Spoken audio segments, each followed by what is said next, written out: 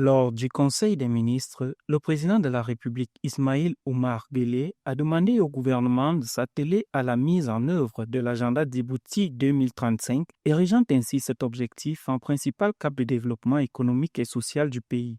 Le président a par ailleurs enjoint l'accélération des réformes des finances publiques et la modernisation des infrastructures à travers l'acquisition de nombreux équipements portuaires et de corridors routiers propices à l'attractivité de la République de Djibouti. Le chef de l'État a par ailleurs assuré que le pays doit poursuivre la promotion des intérêts de la jeunesse à travers des investissements dans certains domaines comme l'éducation, la santé, la formation professionnelle, l'entrepreneuriat et l'innovation.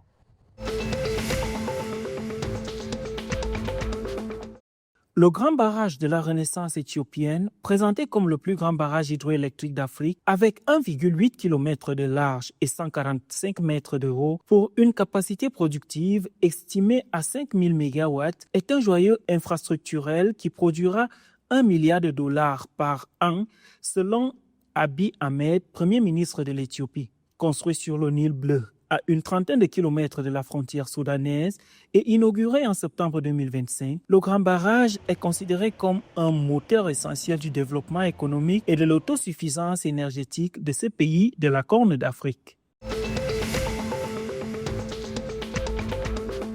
De grands glissements de terrain ont fait plus de 1000 victimes dans la région du Darfour, à l'est du mont Mara, détruisant complètement le village de Tarsine, selon un communiqué du mouvement de libération du Soudan. Survenu le 2 septembre dernier, la catastrophe n'aura épargné qu'une seule femme. Sur son compte Facebook, le gouverneur de la région du Darfour, Mini Arko Minawi, a confirmé la perte de nombreux citoyens dans cette catastrophe. De son côté, le président du mouvement du Rassemblement des forces du Soudan, Al-Tahir Hajar, déclare que l'incident a causé des dégâts matériels importants et rappelle que cette tragédie met tout le monde devant un devoir humain et moral qui appelle à une assistance urgente aux sinistrés.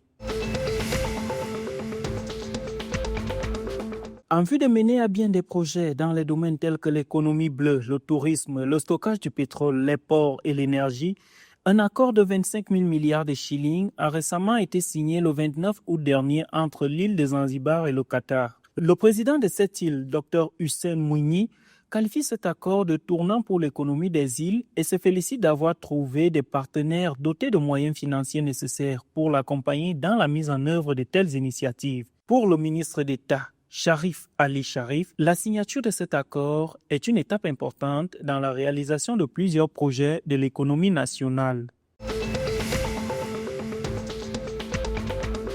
Le comté de Kiaka, tombeur de Mwenge South, obtient son ticket pour la finale après avoir concédé un nul, un but partout.